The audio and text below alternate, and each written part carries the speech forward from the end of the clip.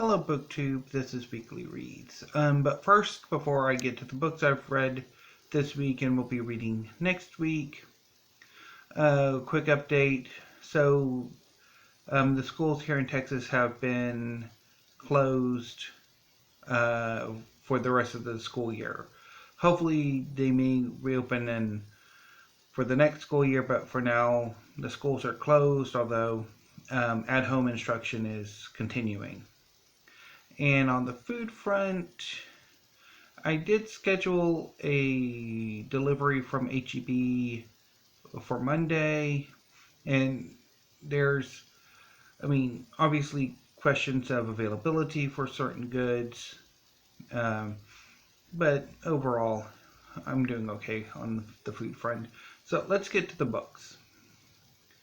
So I ended last week working my way through No Visible Bruises by Louise Snyder, and I finished the book on Saturday. And then on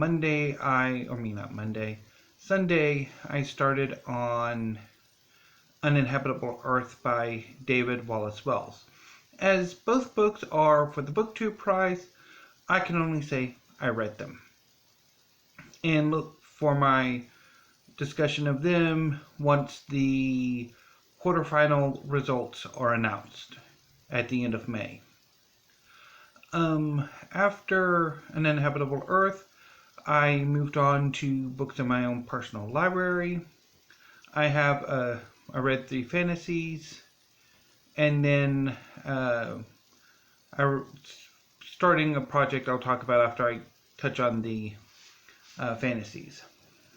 So first I read A Queen in Hiding, Book 1 in the 9 Realms, Tetralogy or Quartet by Sarah Kozloff. So this book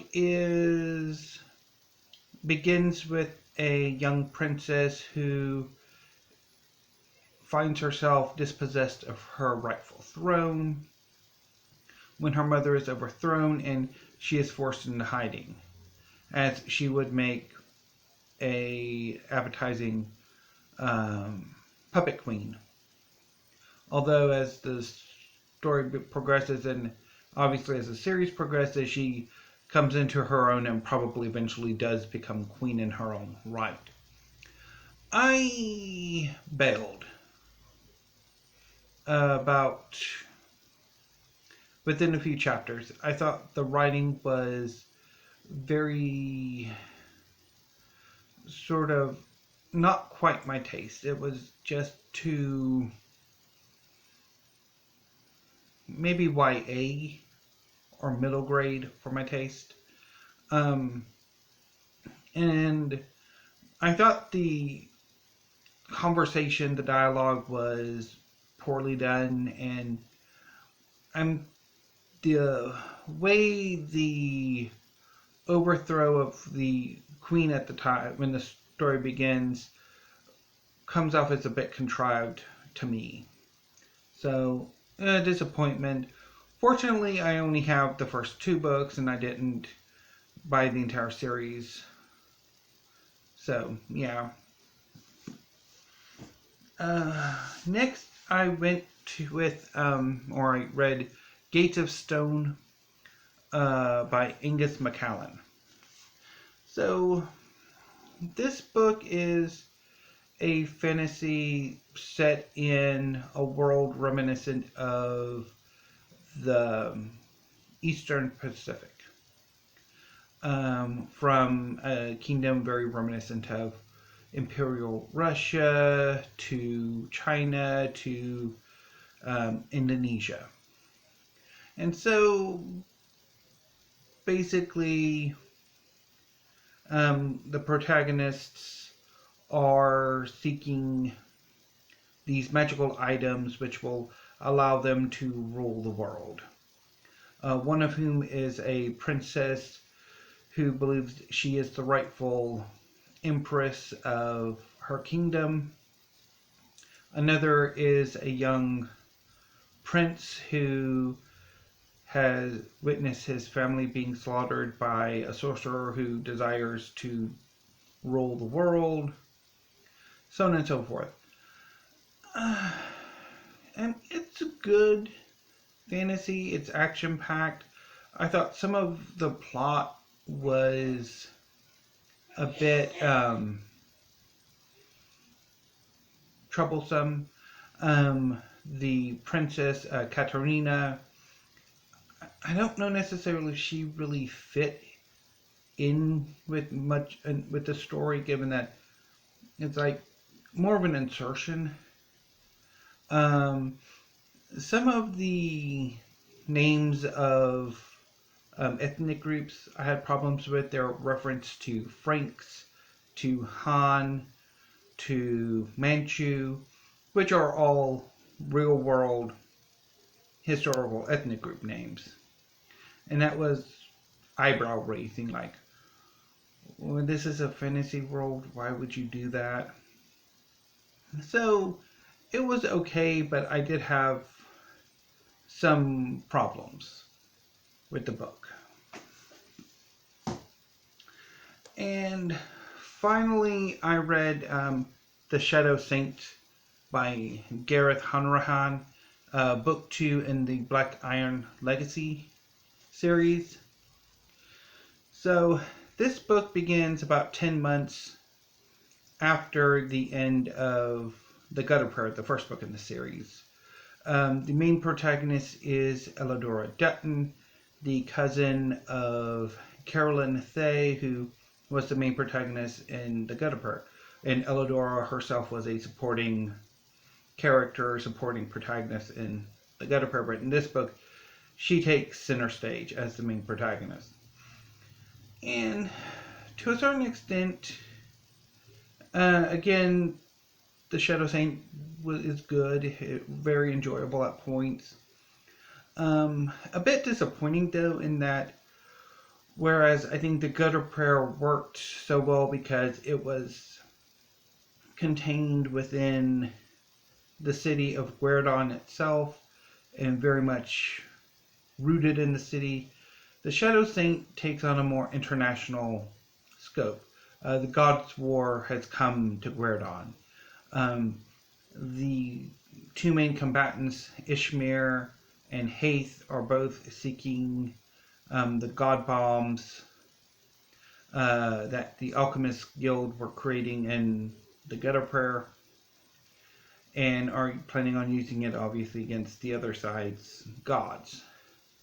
And so joining Elodora as POV characters are a spy for Ishmir and the brother of the Hathi ambassador. And I don't think The Shadow Saint worked quite as well as The Gutter Prayer. It lacks, I think, a sort of rawness that I think Hanrahan achieved with Carolyn, Elodora, Spar, and Rat, and the Thief Taker, whose name I'm blanking on. While here it doesn't quite work as well. So anyway, and there's a twist at the end that I kind of saw coming, so that was a bit disappointing. Anyway, although that said, I mean, I still enjoyed it, just not as much as The Gutter Prayer. So, after I read The Shadow Saint, I kind of got to thinking, I've been wanting to sort of get back into reading more literary genres. Literary fiction, literary poetry, or, well, poetry in general nowadays, but, yeah. So I'm like, maybe I'll go to the ebook section of my library's website and see if they have any poetry in ebook form. And they did, and so I selected, I think 4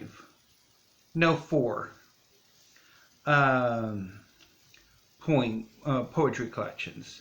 So today I read Undercurrent by Rita Wong. It's a 2015 collection, and it's mostly focused on environmental issues. Rita Wong is famous for her environmental poetry. And on the whole, I think it's a very mixed collection. There are some poems that I thought were rather brilliant, as strings of images that kind of produce, as you read, an incantatory sort of rhythm and power. And then there were some, the more paragraph formed or almost narrative type poems that I thought kind of didn't quite have the impact that maybe they could have had.